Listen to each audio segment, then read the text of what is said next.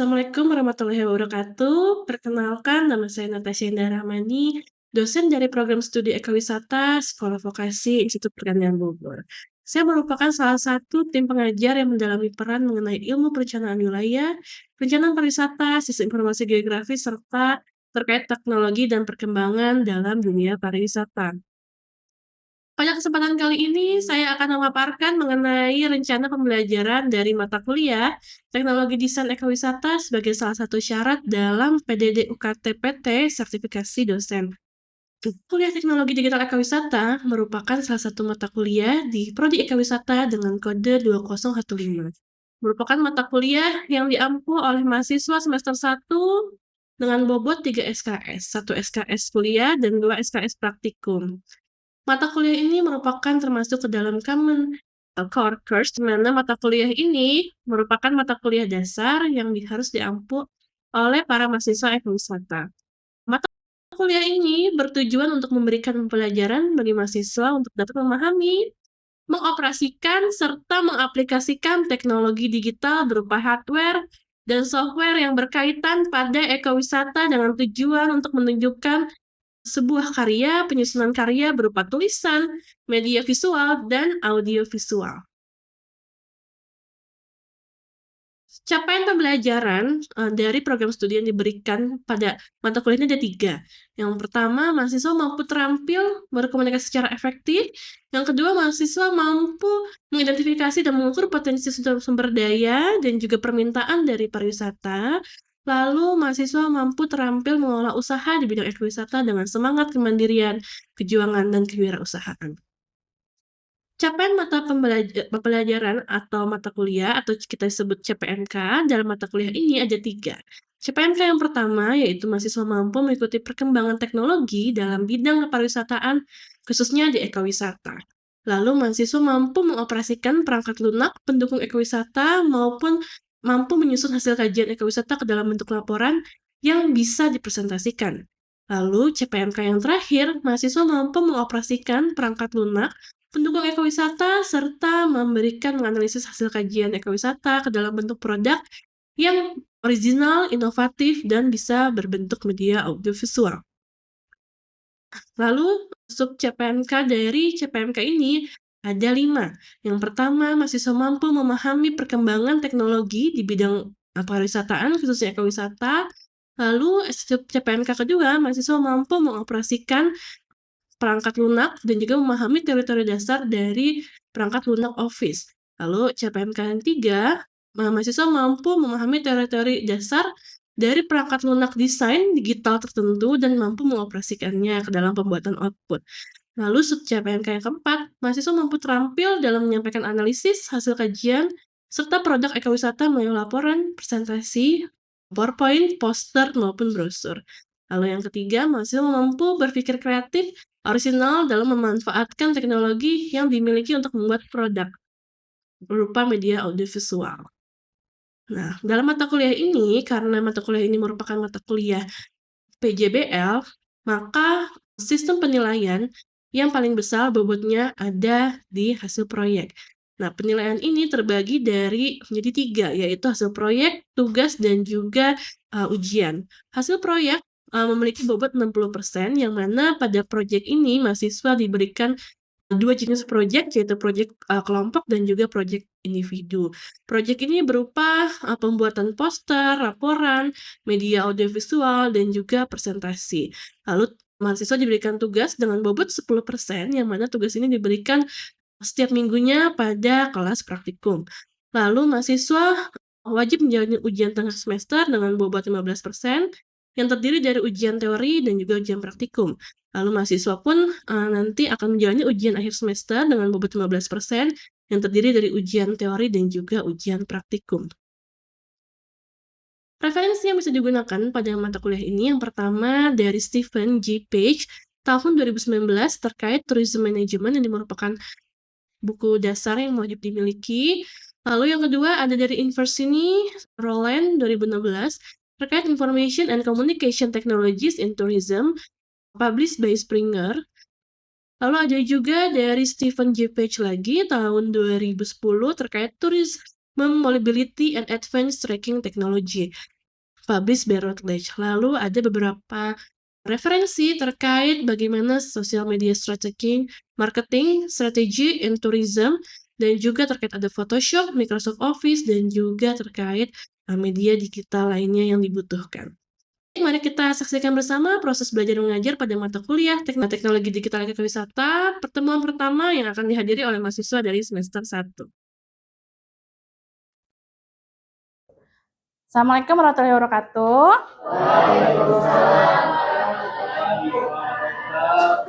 Ya, selamat pagi semuanya. Perkenalkan, saya Natasha. Mungkin kalian semua baru pertama kali ya ketemu saya ya di mata kuliah ini. Saya lihat wajah-wajahnya sekarang udah kelihatan seperti anak mahasiswa ya. Udah nggak kayak anak SMA lagi nih. Ya udah mulai berkumis nih yang di depan nih. Waktu SMA mungkin kalian masih pakai seragam gitu ya. Sekarang kan kampus udah bebas, jadi saya udah bisa melihat nih karakter kalian kayak gimana nih. Tapi meskipun kita baru pertama kali berkenalan di mata kuliah ini. Oke, semoga semuanya dalam kondisi sehat ya. Sebelum mulai perkuliahan, mari kita berdoa dulu menurut kepercayaan masing-masing. Berdoa dipersilahkan. Oke, berdoa selesai. Baik, kita siap ya mulai kuliah hari ini? Oke, bagus. Kita akan belajar di mata kuliah, mungkin mata kuliah terbaru ya di EKW, baru ada 3 tahun ke belakang gitu ya, 2 tahun 3 tahun ke belakang. Itu mata kuliahnya bernama Teknologi Digital Ekowisata. Awalnya muncul dia mata kuliahnya aplikasi teknologi ekowisata, baru berubah tahun ini jadi Teknologi Digital Ekowisata. Nah, apa ini mata kuliah ini? Tapi sebelum masuk, kita perkenalan dulu nih dosen-dosen siapa aja yang mengajar. Nah, ada ini ya, itu ada saya ya, fotonya bulat-bulat gitu ya. Lalu ada Pak Bedi Mulyana, mungkin kalian nanti akan ketemu di mata kuliah yang terkait wisata alam, terkait ekowisata. Ini ada Pak Bedi. Ada juga Ibu Amata Fami, ini dosen dari TRPL ya, yang akan mengajarkan kalian tentang aplikasi. Lalu ada Pak Teguh Jati. Nah, nanti ini adalah dosen yang nanti akan baru bergabung, nanti akan mengajari kalian tentang beberapa aplikasi dari editing juga. Nah, sebelum mulai juga saya mau memberikan tata tertib ya. Oke. Tata tertibnya kalian harus sudah siap sebelum mulai praktikum, dia ada PJ Komti ya, biasanya menghubungi dosen. Lalu kalau terlambat itu toleransi 10 menit. Lalu yang tidak masuk wajib lapor, misalnya sakit, kalian berikan surat sakitnya ke asisten atau ke dosen. Lalu seperti biasa tidak ribut, tidak menyalakan handphone, tidak main games ya, udah jelas ya, dan jangan makan dan minum. Nanti kita akan kuliahnya kebetulan di Labcom, jadi ada banyak aturan terkait makan dan minum tuh sama sekali tidak diperbolehkan. Lalu kalau keluar ruangan biasa harus izin dan harus berpenampilan rapi sesuai aturan yang ada di lingkungan SVIPB. Nah, untuk bobot perkuliahan ya, untuk bobot perkuliahan kita mata kuliah ini paling banyak di praktikum. Jadi 70% kita praktikum, 30%-nya itu proyek, ada 2 proyek ya. Di proyek pertama 30%, proyek kedua 25%, dan laporan 15%. Lalu ada UAS dan UTS, masing-masing 15%. Apakah artinya UTS dan UAS tidak penting? Tidak juga ya. Jadi misalnya kalau kalian mengerjakan kuliah proyek nggak masuk gitu ya, udah biarin lah UTS UAS 15%, cuma sedikit gitu ya.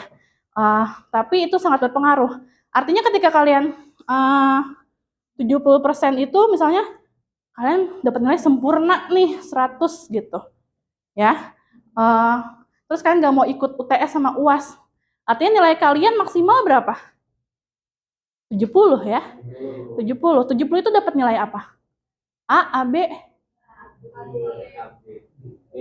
B ya, nggak apa-apa, masih baru, kalian masih baru tahu ya.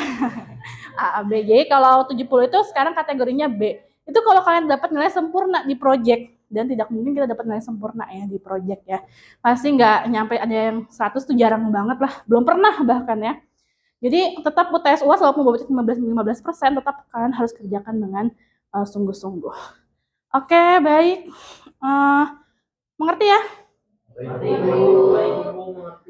Nah, sekarang ini mungkin kurang terbaca ya, ada from mass tourism into specialty tourism.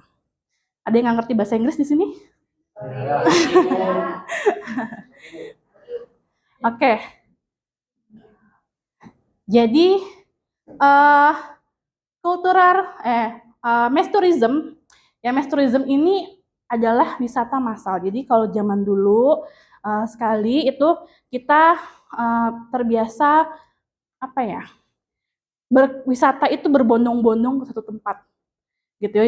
Zaman mungkin tahun 80-an, tahun 70, orang berwisata kalau di Bali taunya hanya Pantai Kute.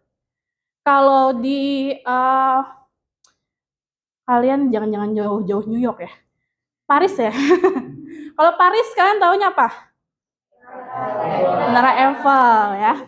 Nah, semua orang berbondong-bondong Menara Eiffel. Kalau ke Jogja kalian taunya apa? Malioboro. Nah, gitu. Zaman dulu tuh taunya itu aja, sehingga orang-orang berbondong kalau wisata ke Jogja taunya ke situ. Kalau ke Bogor, Kebun Raya.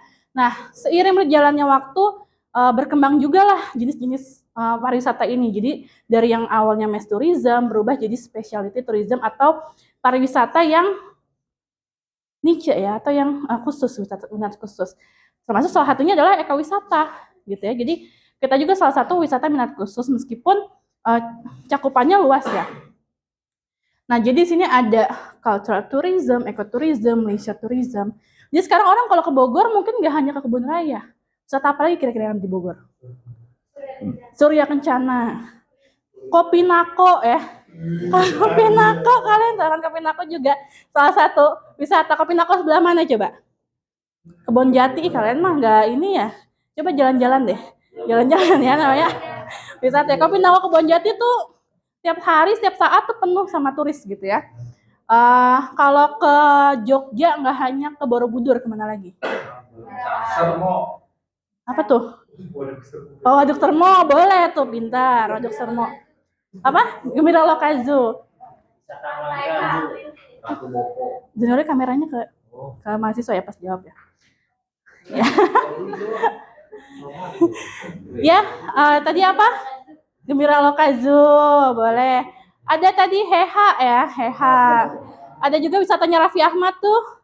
Apa ya? Siapa? Aku juga nggak tahu ya. Ada di ujung tebing itu loh ya. Terus ada kuliner banyak sekali ya, kuliner mbah siapa gitu ya. Sekarang banyak sekali jadi specialty tourism. Kita lanjut ya. Kenapa sih ada mata kuliah teknologi digital ekowisata ini ya? Kita merujuk pada perkembangan Internet of Things, atau kita sering mengatakan bahwa perubahan dunia ini berawal dari internet gitu ya. Internet ini merubah kita dalam banyak hal. Kalau kita lihat di sini banyak sekali ya, seperti ada home and appliance, atau misalnya dari peralatan rumah tangga, dari adanya smartphone. Dulu kan nggak ada ya smartphone. Terus adanya personal komputer, artinya komputer laptop yang bisa dibawa-bawa. Kalau dulu kan laptop itu komputer hanya bisa di satu tempat gitu ya, ada CPU-nya, nggak bisa dibawa-bawa. Sekarang ada laptop. Lalu sampai adanya online shopping dan juga jam tangan smartwatch ya. Smartwatch kayak gini, maksudnya dulu tuh jam tangan ya jam tangan aja gitu ya. Sekarang bisa pakai nelpon, sekarang bisa melihat SMS, bahkan bisa moto ya, sekarang bisa motret ya jam tangan itu ya. Nah, perubahan akan adanya Internet of Things ini sangat berpengaruh juga ke berubahnya marketing strategi atau strategi pemasaran yang ada di dunia pariwisata. Kalau zaman dulu kita lihat pakainya majalah, koran, billboard, flyer, artinya ketika orang itu memberikan informasi akan sebuah destinasi, itu paling bagus masuk koran gitu ya, paling bagus masuk majalah. Tapi kalau enggak, biasanya dari mulut ke mulut atau dari orang gosip-gosip aja gitu ya, satu buat ke mulut yang lain yang lalu. Tapi kalau sekarang udah berubah. Perubahan strategi pemasaran itu dengan adanya internet dan teknologi, munculnya medsos, itu merubah cara kita untuk memasarkan sesuatu. Dari yang asalnya fasenya lumayan lambat ya, kalau kita masuk ke majalah, ke koran, itu kan kita harus ada proses dari editor ya, editor disetujui sama pimpinan redaksi, pokoknya bertahap-tahap sampai dia dicetak, layak cetak dan layak tayang, itu prosesnya bisa panjang. Sedangkan kita sekarang dengan HP saja gitu ya, dengan kita bisa videoin, detik itu juga kita bisa upload gitu ya. Artinya perubahan informasi juga lebih menjadi sangat cepat. Yang asalnya bisa lama gitu ya, sekarang bisa jadi tiba-tiba gitu ya di ujung kota Bogor atau di ujung kota Depok ya, kita tahu gitu ya, ada terkenal dulu Risol Margo gitu ya. Ini kalau zaman dulu mana ada gitu ya orang mau datang ke komplek perumahan cuma buat beli risol. Ini si Margo ini dia beli risol, dia jualan risol, cuma jualan risol jam 4 pagi. Jam 5 subuh udah ludes dari berbagai penjuru kota di Pulau Jawa gitu ya. Itu karena adanya teknologi yang informasi yang sangat cepat gitu ya, perpindahan informasi. Nah, itu merubah cara kita untuk membuat sebuah konten. Yang asalnya kita harus jadi editor dulu, sekarang masyarakat biasa bisa gitu ya jadi content creator. Anak SMA bisa jadi content creator. Tanpa kuliah juga bisa jadi content creator. Nah, kalian yang berkuliah harusnya bisa lebih dari itu gitu ya. Nah, pengaruhnya tadi ya banyak sekali, dari sistem pemesanan jadinya ada bisa online booking, adanya manajemen properti, pemesanan sistem yang kita kalau dulu misalnya mau pesan sebuah hotel, kita harus datang dulu ke destinasinya, tanya satu-satu gitu ya, hotelnya ada nggak, atau nggak kita telepon gitu ya, kita pakai buku Yellow Book ya. Kalau sekarang mungkin kan udah jarang lihat Yellow Book. Kalau ada Yellow Book kita cari satu-satu penginapan penginapan di Jakarta, penginapan di Bandung gitu ya. Nah, kalau dulu datang satu-satu lama lah. Kalau sekarang kita tinggal buka aplikasi, kita bisa tahu harganya, kita bisa tahu informasinya, ada fasilitas apa saja lengkap dan beserta foto-fotonya kita bisa lihat. Jadi pengalaman wisata juga berubah. Jadi ada VR, ada augmented reality, ada aplikasi mobile untuk pariwisata. Lalu ada transportasi digital juga. Nah, sekarang istilah sebenarnya ojol ya. Ojol itu masuk ke transportasi digital. Atau ride sharing, kalau di luar negeri ada ride sharing. Lalu analisis big data, artinya data pelanggan itu bisa analisis secara masif gitu ya, karena datanya lebih mudah didapatkan. Lalu masuk ke sustainability dan teknologi hijau seperti pengelolaan energi, pengelolaan limbah berkelanjutan, dan juga ada aplikasi pembuangan sampah. Kalau kalian tahu,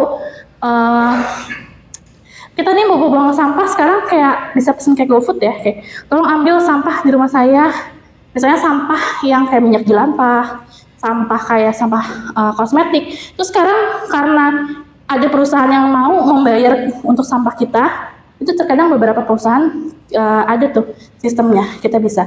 Jadi bukan pemulung online juga ya, tapi maksudnya kita bisa ada orang yang peduli dengan lingkungan, itu kita buatkan aplikasinya. Nah, sampai segitunya teknologi merubah kita, terutama di dunia pariwisata. Tadi booking online dengan mudah, pembayaran dengan mudah gitu ya, bisa tinggal tap segala macam. Ada juga muncul pariwisata jenis baru, virtual tourism. Lalu ada juga augmented reality.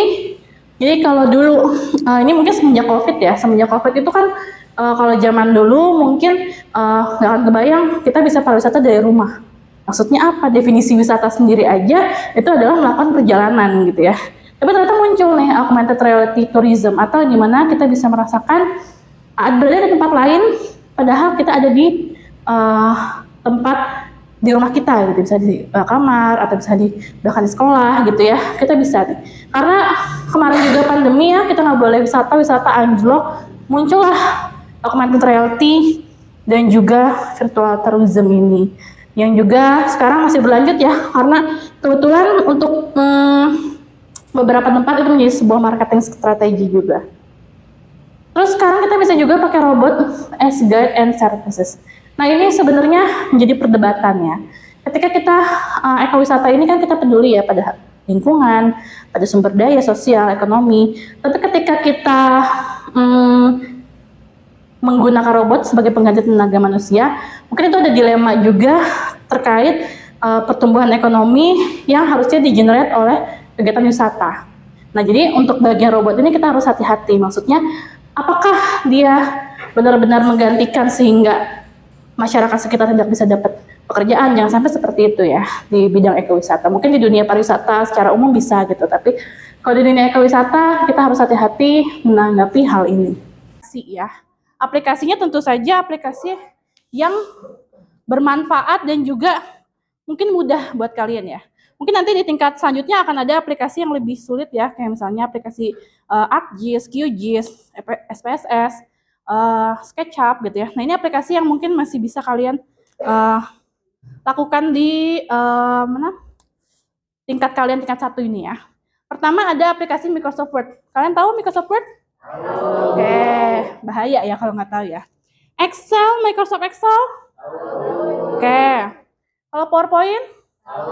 Nah, sekarang kan pada pakai Canva ya anak-anaknya, jadi takutnya pada nggak tahu gitu ya. Kenapa kita nggak pakai Canva, masih pakai PowerPoint? Karena ada beberapa dasar ya, dasar-dasar desain.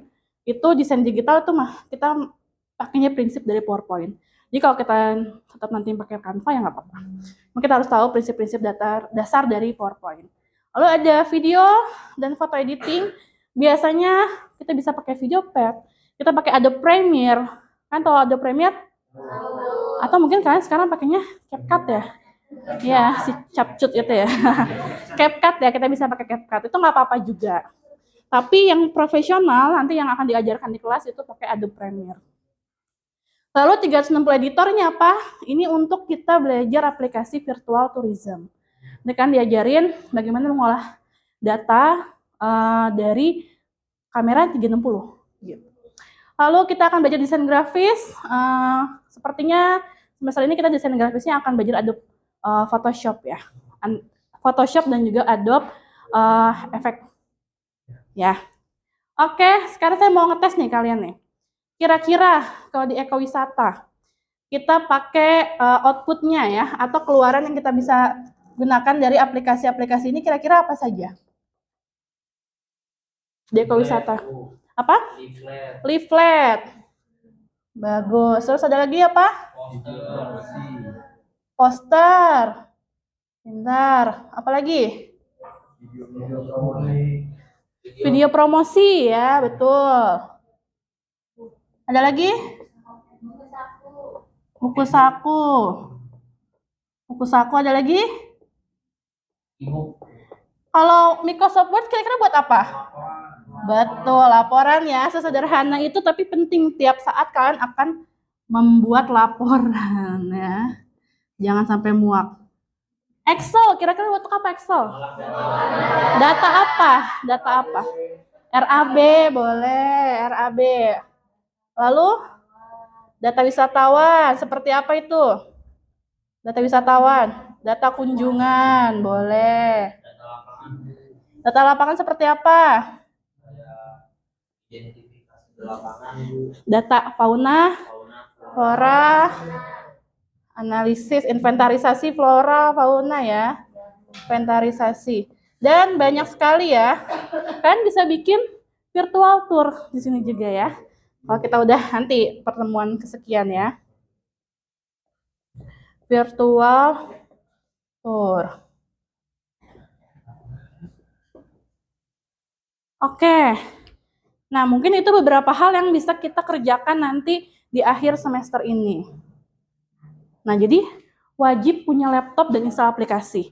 Saya nggak mau denger lagi kalau kalian, nggak apa-apa kalau misalnya terkendala ekonomi, nggak bisa beli laptop, tapi masih ada alternatif lain ya. Kita masih punya Comlabs.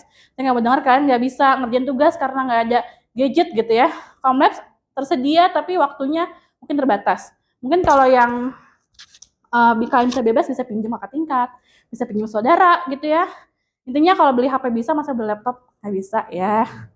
Gitu ya. Jual aja HP-nya buat beli laptop ya. Ada WhatsApp di HP, di laptop. Oke. Ada pertanyaan? Siapa yang mau bertanya? Ya boleh. Siapa aja? Boleh, Aldimas. Aldimas bener namanya kan? Ya. Ya, ini bertanya Bu mengenai mata kuliah ini kan apakah ada kaitannya dengan dunia pariwisata Bu pada umumnya berkaitan dengan wisata ini? Oke, pertanyaan bagus ya, Aldimas. Jadi kita kan dunia ekowisata, sedangkan yang tadi kita bahas kebanyakan dunia pariwisata secara umum. Apakah ada hubungannya? Enggak? Ada ya tentunya, karena apa saja yang berlaku di dunia pariwisata terkait teknologi digital, itu pasti bisa kita terapkan gitu di dunia ekowisata. Misalnya tadi ya, inventarisasi data, kita bikin video promosi, tentunya tetap membutuhkan ya. Jadi ekowisata jangan terlalu ibaratnya jadul gitu ya, misalnya mentang-mentang alam jadi nggak pakai teknologi gitu ya. Kita tetap pakai teknologi gitu ya, Aldimas ya. Oke, ada lagi? Boleh ya, silakan. Apa hubungannya mata kuliah ini dengan dunia ekowisata itu? Oke, tadi ya mirip ya. Tapi kita nyambung hubungannya mata kuliah ini dengan dunia ekowisata. Tadi kalau misalnya seperti di suku Baduy gitu ya, misalnya suku Baduy itu kan dia membatasi, ada beberapa suku Baduy dalam dia membatasi akan gadget. Kita ekowisata banyak terkait dengan hal-hal seperti itu. Jadi tidak wisata secara umum ya, tapi nyatanya walaupun kita tetap menghargai adat-adat yang sana, kita tidak lepas dari kita membutuhkan beberapa teknologi untuk menunjang tadi seperti inventarisasi data, bikin RAB, menganalisis. Bahkan sebenarnya di mata kuliah ekowisata ini ada yang namanya mata kuliah RALUT ya, atau rekreasi anak dan juga disabilitas. Nah, di museum-museum nasional ini untuk kita menunjang pariwisata inklusif ya, minoritas ini, dia ada yang namanya imersif gitu ya, pariwisata imersif, atau misalnya alat bantu dengar. Itu kan semua kita pakai apa? Kita pakai teknologi gitu ya. Cara kita interpretasi, bagaimana kita membuat misalnya bagian tunanetra, bagian tunarungu, itu semua terkait gitu ya di ekowisata. Jadi jangan terlalu membatasi, kita tetap belajar pariwisata secara umum, cuman kita bagaimana mengkaitkannya dengan di dunia ekowisata. Oke, pertanyaan yang bagus. Ada lagi? Ya Bu, ini bertanya Bu. Boleh deh yang depan. Ya Bu, kalau misalkan dari mata kuliah ini sendiri, prospek karir yang bisa kita dapatkan sebagai mahasiswa setelah melakukan mata kuliah ini apa ya Bu? Nah, ini ya. Ini yang tujuan kuliah kalian kan salah satunya untuk bekerja ya. Ini prospek karirnya seperti apa? Nah, justru dengan kita belajar ini, mungkin akan apa ya, beririsan dengan mahasiswa desain, mahasiswa komunikasi. Tapi kalian di bidang pariwisata, tentunya jadi kalian bisa masuk ke bidang-bidang seperti itu, seperti publisher, advertising. Kalian bisa masuk ke prospek kerja yang seperti itu gitu ya. Dari Excel, kalau kalian mau mendalaminya lebih dalam lagi, kalian bisa masuk ke analis data gitu ya, data analis. Kalau misalnya dari video, kan ya jelas ya, bisa masuk ke, bisa jadi asistennya influencer ya, sekarang butuh videographer gitu ya, video editor. Nah, bisa juga. Jadi banyak sekali kesempatan karir yang bisa kalian capai dari mata kuliah ini, asal kalian mendalami. Jadi di mata kuliah ini hanya kita bahas awal-awalnya saja, nanti kalian dalami lebih dalam lagi. Begitu ya. Oke, karena waktu kita sudah habis, ini referensi yang bisa kalian baca. Ada Stephen Page 2019 tentang tourism management, itu yang utama harus kalian bisa selami gitu ya. Terkait ini information and communication technologies in tourism dan sebagainya. Mungkin cukup sekian ya kuliah hari ini. Kita ketemu nanti di praktikum. Kalian sudah bawa laptop, nanti aplikasinya kita bisa install masing-masing. Jangan lupa bawa flash disk dan juga perlengkapan lainnya. Baik, semoga kalian sehat selalu. Saya tutup kuliahnya. Wassalamualaikum warahmatullahi wabarakatuh. Waalaikumsalam warahmatullahi wabarakatuh. Terima kasih Bu.